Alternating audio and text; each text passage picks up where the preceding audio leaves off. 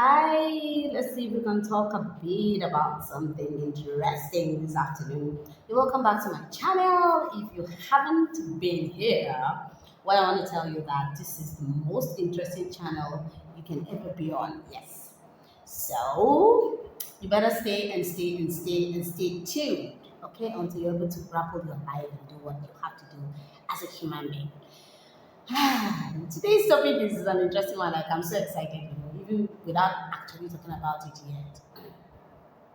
Now, most of us get married, and then we have this quiet time, like times I call, times we pay, times we tell ourselves how much we love ourselves, times when we I don't even know what I'm saying, because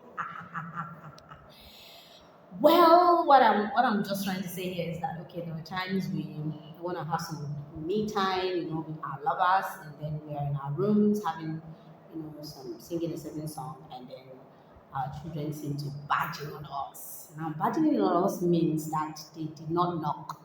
Yes, they did not knock on the door, and so we just found them in the room, and it could be that way in a certain compromising, way in the such that in a way that okay the man might be on the woman or the woman on the man, or I don't know, it could be when you're having your different stacks, I don't know, and then that child suddenly punches in on you.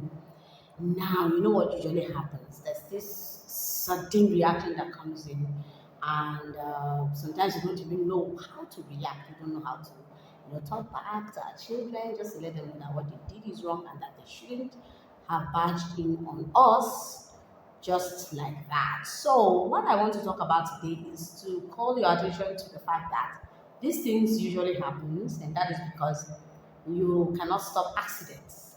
Let me call it romantic accidents from happening. Okay, you can't stop it from happening, but should it happen? What should you do? Okay, how do you tackle it?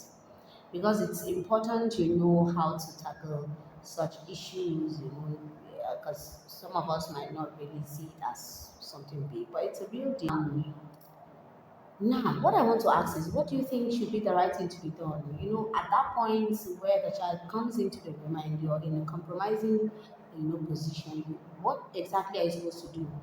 Now, from my short, research and from the little talks I've had with people, people have actually said that at that moment, especially if the child is a grown up, let's say from 7, to like when the child really knows what life is, you might as well just shout out on the child. Now I'm talking from a Nigerian perspective because Africans don't take these such things lightly, okay? So you could just shout at the child and tell the child, get out of this place or get out of this room, and the child will run out, okay? Now, by the time you eventually wrap up your session, your singing session, I asked, do you think you should talk to the child or you should let the child be? From all I have gathered, it is important that you have a talk with the child. Let the child understand that in the first place, he's not even supposed to barge into the room without knocking. You need to knock, let the parents respond. Maybe if they ask you to come in, you come in. Otherwise, you stay out. The child must understand that it is not for him to just barge in on you at any time. Even if it's just a parent that is in the room, you are not to barge in on that. Talk with the child, let the child understand that he's not even supposed to do that in the first place. Now, if a child is grown, is big enough, old enough to know what he actually saw, then you might bring in your education, sex education, yes, your sex education skills. At this point, you know that the child knows that there's this thing called sex, okay? So you need to like tell him, yes, what you saw is exactly what was happening, and that is because your father and I are legally married.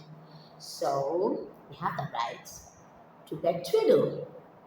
Now, you on the other hand is a young person who is not yet married, like you are still trying to find yourself, so you cannot in any way find yourself in that. But either way, you're going to be doing it sometime in life when you grow up. So, but for now, you do not need to do it because if you do it, these are the repercussions. This is what you have to go through. Well, you can, it can culminate into pregnancy and you're not ready to start having children. And so you let them know the consequences of these things should they get involved in it at that early stage. But when they eventually grow up and they know that they can fend for themselves, then they can have a partner, and then they can get to you. There's nothing wrong with that. So it is important that even if the child asks you, even if he asks you, oh, mommy, what did I see in there? Oh, daddy, what did I see in there?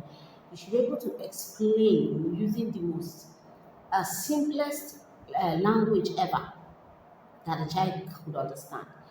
Some people will say, okay, what if the child does not ask questions? Even if he does not ask you, there's a need for you to explain to him or her what they saw in there and what it will cost them should they get involved in doing that. Okay, so the whole thing boils down to you having a rapt answer. Okay, you need to be rapt about your responses to the child so that it will correct whatever idea they must have gotten from that, help take away that uh, mental picture of what they saw.